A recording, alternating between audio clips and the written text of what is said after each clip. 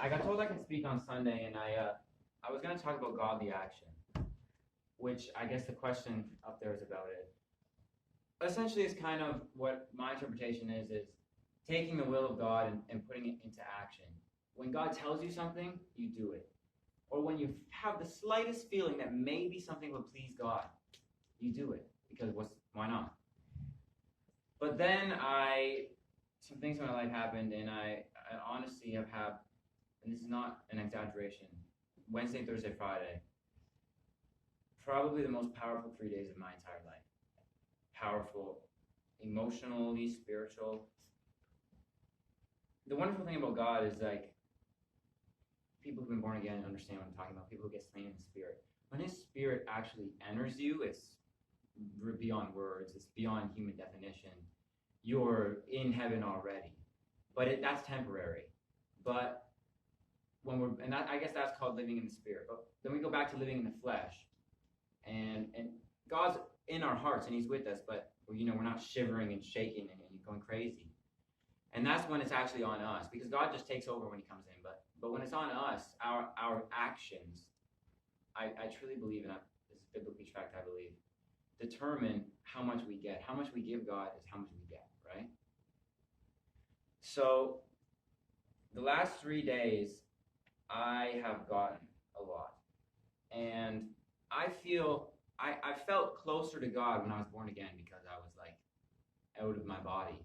But as a person, as a human being on earth, I've never felt closer to God. As Brennan, not being completely absorbed in the Holy Spirit, just who I am, who God made me, who I am when I wake up in the morning and go to bed at night. I'm the closest to God I've ever been. And I guess the question is why? Why am I experiencing this right now? And I believe I know. And I believe it's because of godly action. So when I got saved, I have like a bit of OCD. I get a little obsessive. I'm sure none of you noticed. Bowling. Yeah.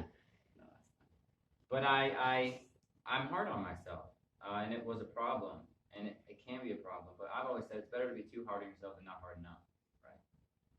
Because either way you're going to be unhappy. But if you're super hard on yourself, at least you'll be really productive. You might be able to help other people. So as soon as I got saved, I started getting paranoid that I wasn't serving God. And it literally got to a point where it was like 2 a.m. and I was at my sister's house, and I was freaking out, like walking back in the kitchen like this just because I wanted to eat some mashed potatoes. But I think God's telling me I shouldn't eat the mashed potatoes. But why don't you want me to eat them? I'm hungry. Like, just freaking out. And that's not of God. That's of the devil, or that's of myself. But I think that gives an example of how much God created me to care about Him, because I cared about God so much that I was having a mental breakdown about mashed potatoes because I just want to serve Him. And I think that's a good mentality. I'm kind of an extremist, so I always say, why not? You all know the Bible, I'm sure. You all know the apostles. Why not be 2020? Why not be an apostle of 2020, right? Why can't you be John? What's stopping you? Is a question I ask myself. And I tend to ask other people that, but they usually ignore me, but now you can't, so I would implore you to think about it. Why do you have a limit? If you limit yourself, your faith is not right, because God is infinite. And if you don't believe in God's infinite potential in you, then you don't believe God is infinite. So I've been anxious the last hour, obviously, because I did not prepare anything. And I've been anxious because I don't want to, screw up. But I'm having a battle. I feel anxious, but I trust God, because I believe God told me not to prepare anything. And I trust God. And I trust my relationship with God, because I'm 6 months in. Why would God give me an opportunity to talk and then allow me to screw it up, right? But I still feel anxious. Just because you know these things doesn't mean you're not going to be anxious, because we're still in the flesh. So I'm freaking out and like chugging this water and just super anxious. But I keep saying the term "ye of little faith." How much faith am I lacking to not believe that God's going to allow me to talk for half an hour? I can talk for a long time. You guys know that. So, and I think that can maybe apply for everyone's life. Like, where are we not trusting God enough? Because everybody's broken. We're just broken. We're broken, fallen creatures. are bad. With Jesus, we're good. Without Jesus, we are literally trash. We are the enemy of everything that is good. We are the enemy of God, and God is everything good. But he still died for us and made us good. But it's a battle. You guys all know. But I guess for some of you who aren't saved yet, you may not realize you never stop fighting. Your flesh is against you, trying to destroy you constantly. That's hard to deal with. And so what 99.8% of the population does is they cope with it unhealthily. They ignore it usually. And they might get angry. They might be someone who gets angry. They have anger outbursts. But usually people do anything they can to distract themselves from the fact that they know deep inside of themselves that they are not who they should be, because none of us are.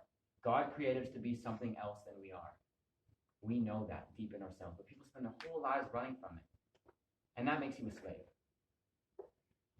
The funny thing about the world in 2020 is that everyone's preaching, freedom and equality, which is obviously a godly principle. But the thing is, that's actually impossible to not be a slave. It's just in the DNA. You're a slave to something. The question is, what are you a slave to? You can't avoid it. If you deny that you're a slave to denial. But being a slave to Jesus is not the same, because every single good thing we've ever experienced is Jesus. I'm so hopelessly in love with Jesus. I can't describe it, as you guys know. And I can't even facilitate it in me. The quote in the Bible, it says, "My spirit longs to be in heaven," speaks to me. I don't understand why Christians view death as a bad thing. I can't wait to die. I want to go to Jesus, you know what I mean? But not in like an emo way. Everyone always gets weird when I say that. I'm glad being here too.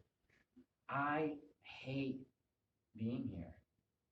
I hate going to bowling and seeing hundreds of people's faces and seeing them in chains, because they don't know it, right? The worst problems we face are the problems that we don't know. But it's hard to admit you don't know things. Like, it's hard. How do you know something you don't know? How do you know what's wrong with you when you don't know? You know you're not who you want to be. Why? And that's scary. But if you don't focus everything you've got on it, you're never going to figure it out. It's impossible to I just spit. It's impossible to figure out a problem. It's impossible if you don't know what it is, unless God does it for you, which he does, but he gives us the blessing of doing it ourselves too. But people don't want to focus on it. It's very rare that someone enjoys talking about the parts of themselves that make them scared to look in a mirror, right? But we all have them. We all have them. And the reason I think that I've always struggled with narcissism growing up, as some people may know. And I always battle with that. I'll always naturally be narcissistic, right? It's my flesh. I battle with that. I don't think I'm a narcissistic person anymore. And I know for 100% I'm not. And I'm not saying this out of pride or cockiness, but if I saw myself 3 months ago, I would be so proud of who I became in God. When I look at myself in a mirror, really, on a good day, I don't feel, when I reflect upon who I am, I don't feel any shame,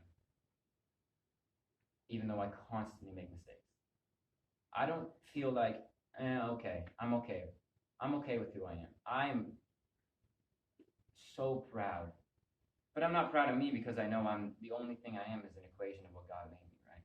And that's why I think God let me be confident. Because if you're confident without God, it's probably going to turn into ego, narcissism.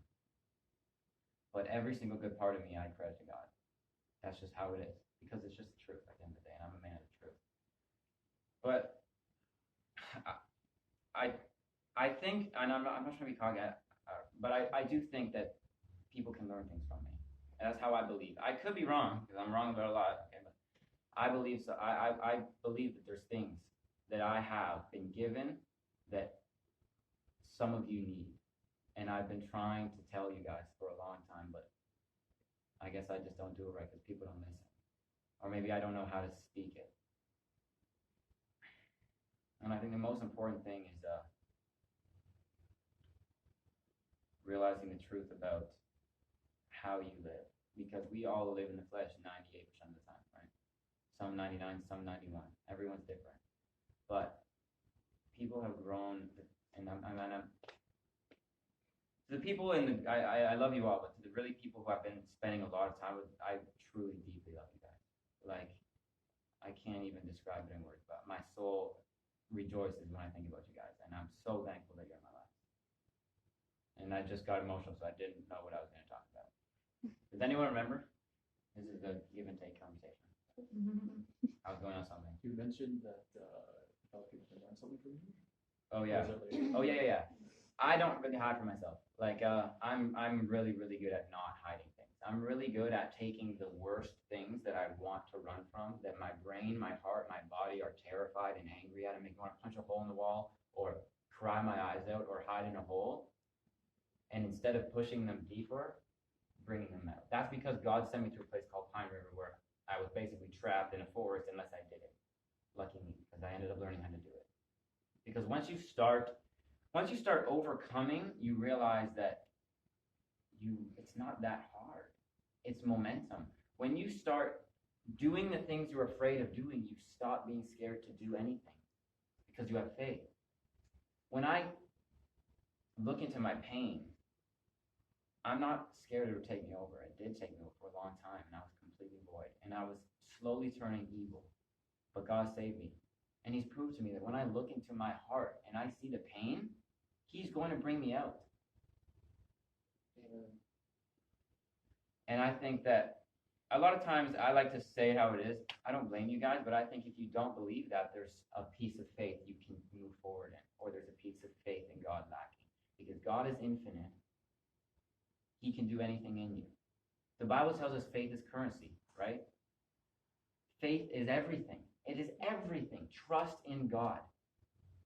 So what are you not trusting God for right now? Everyone has something. I have something. No one's perfect. I'm so not perfect at all. I'm in the flesh most of the time. But I struggle because I love you guys, but I see that I don't know how much you guys are hungry to hurt yourself so God can heal you, if that makes any sense. It's so easy to play Smash Bros, right? It's fun. It's so easy to go bowling, to have these little tasks, to serve God in the way we want to serve God. But every single day, repetitively, like an obsessive monster, I ask myself, how does God want me to serve Him? Because how I want to serve God and how He wants me to serve Him are almost never the same. I do not want to stand up here and not know what I'm talking about. That's stressful. I don't want to do a lot of things.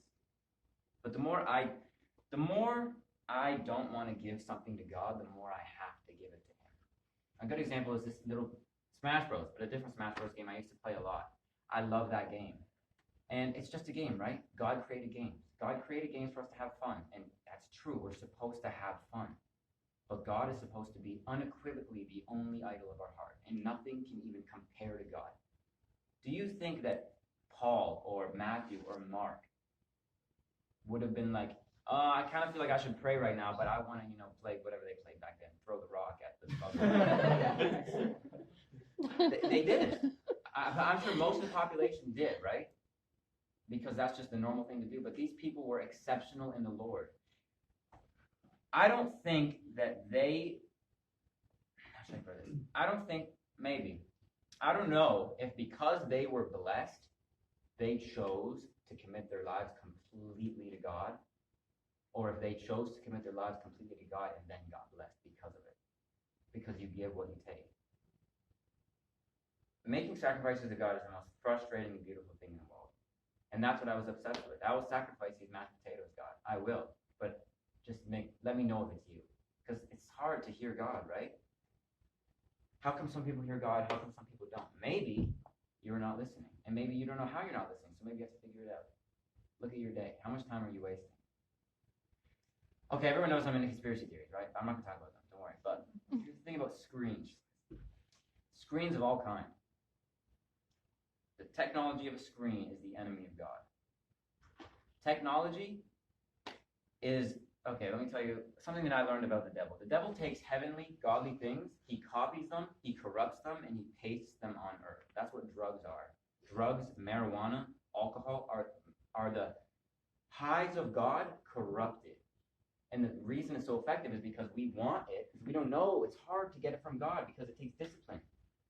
But he gives us, we can just smoke that weed, or you can just masturbate and you will feel pleasure, and none of your problems will matter for that brief second.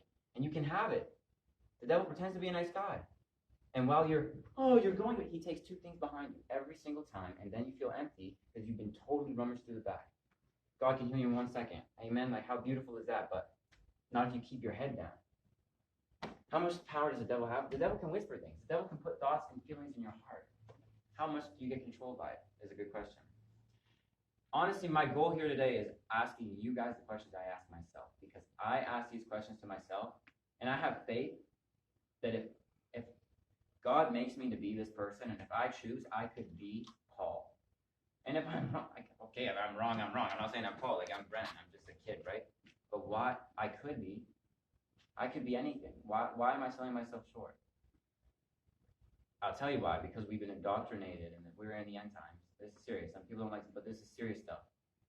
I believe that conspiracy and Christianity need to combine because both of them search for the truth. Christ is the truth. But there's a lot more. And I know people don't like to hear it, but there's a lot of truths about why we are the way that we are. How come everybody suffers from anxiety and depression for the first time in all of history? Well, the first time in all of history, everyone's looking at a screen. That's not a coincidence. And we know that, but we still look at a screen, right? Because it's deeply rooted in us. We've been indoctrinated from the day we're born to be tricked, to live how the devil wants us to live. And 95% of humanity follows blindly. That is why Jesus is coming back.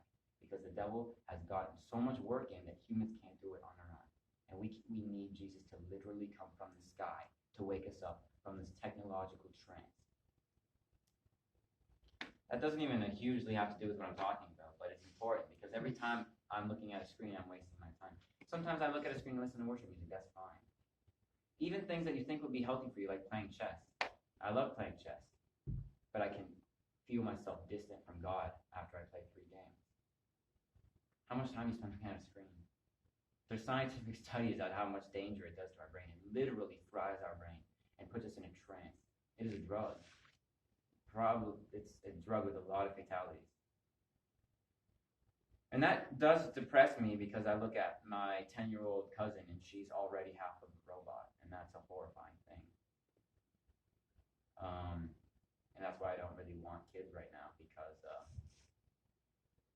I can see the way that they're being raised in the schools, and it's horrible. And how am I going to help? And so the things, I believe I could have a kid, and I could save them, and I could keep them away from these horrible things that are happening. Why? I would say 5% of people alive maybe are saved. I don't know, maybe 20, but not a lot. But I have to be strong enough in myself to be able to help raise a kid. You know what I mean? That's kind of off topic. I don't even worry about it. I want kids. Kids are awesome. But it's tough out there. And I'm kind of going all over the place because I feel like I might say one thing that might connect to someone else, and then another thing that might connect to someone else. I guess the real thing I wanted to talk about, which I totally forgot about, is God's love. So the last 3 days, I have never had God's love like this before. I've had maybe higher spikes, like when I was born again. You'd be in my room like, "Is this you, Jesus?" Like that was a spike. But consistently for the last 3 days, I've felt God in me and around me and the people around me more than I've ever even knew was possible. And let me talk about how incredible God is after, but I'm going to talk about why. That was what I started with, right? Why? How come God blessed me with this?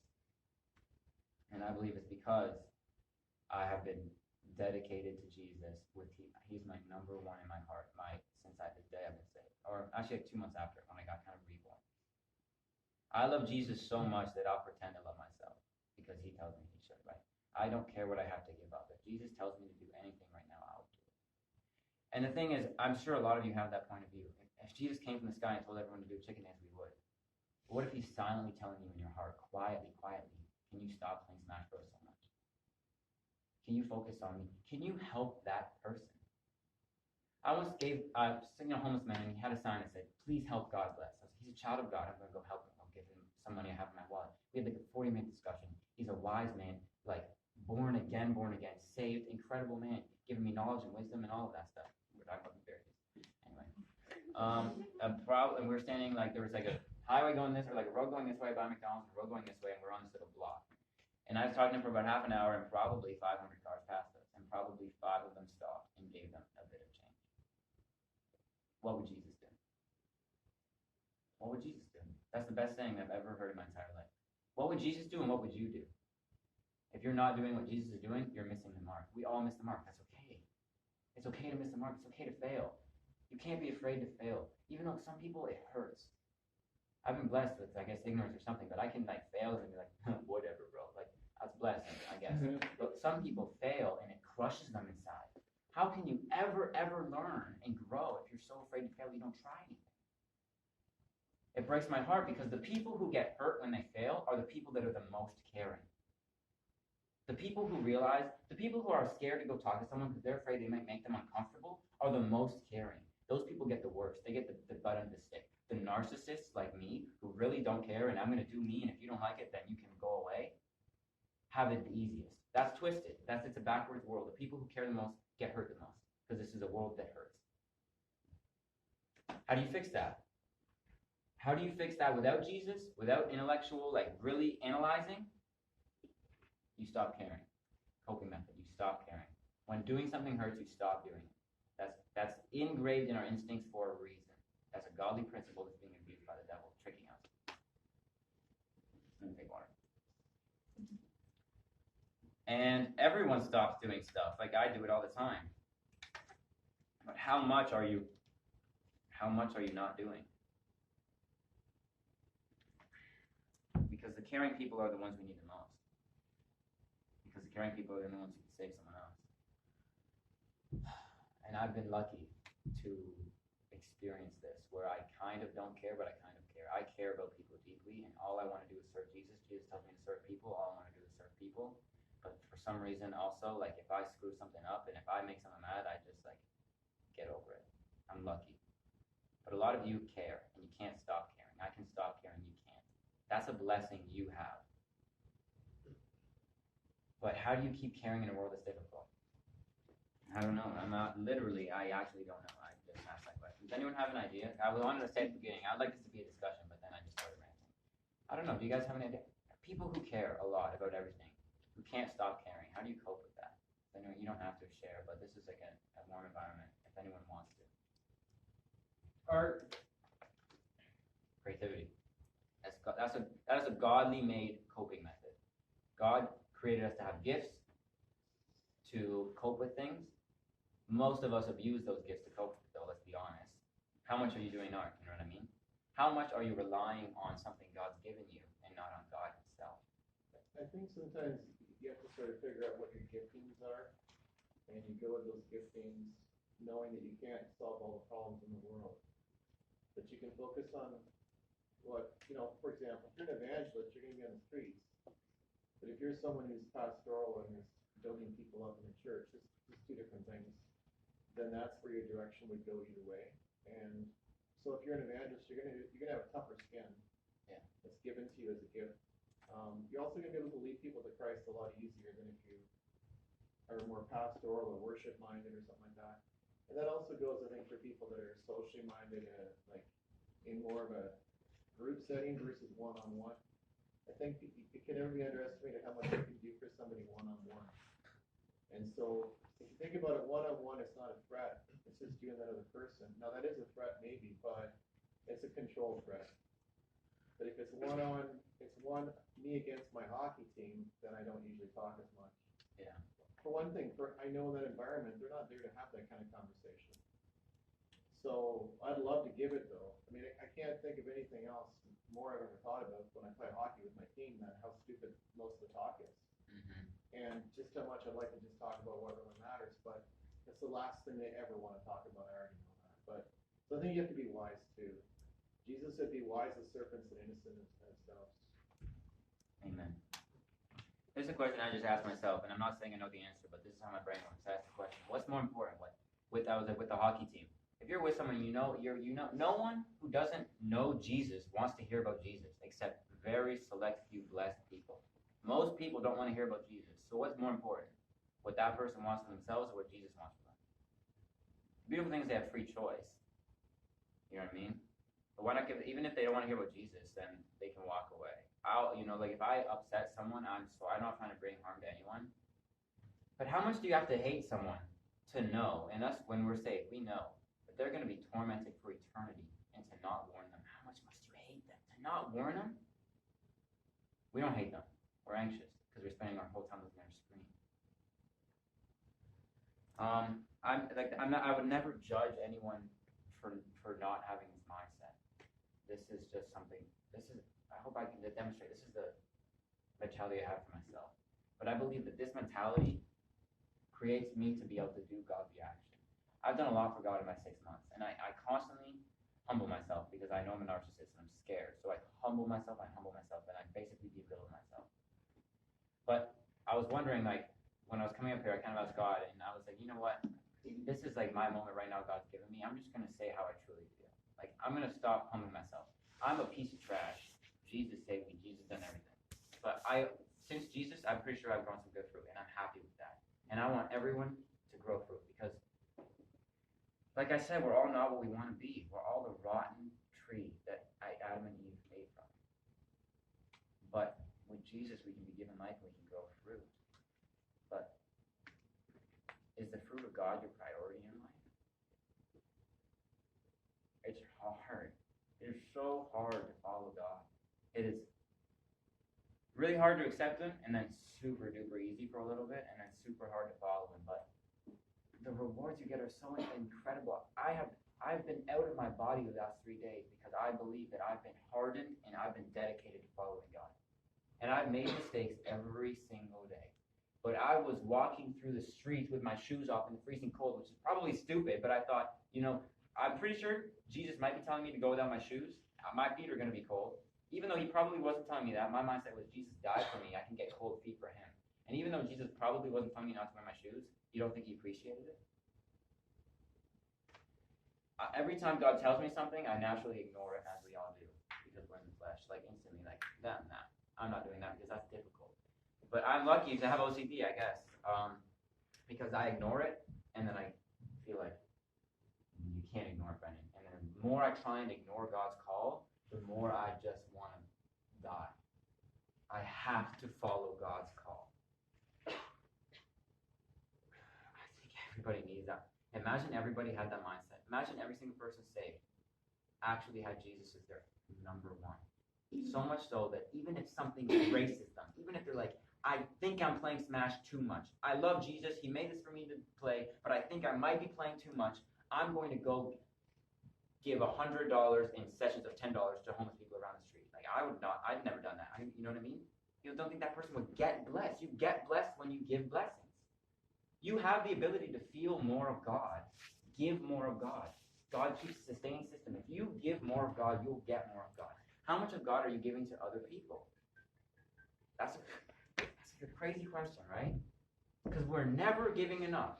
And so that hurts us because we have God in our hearts now.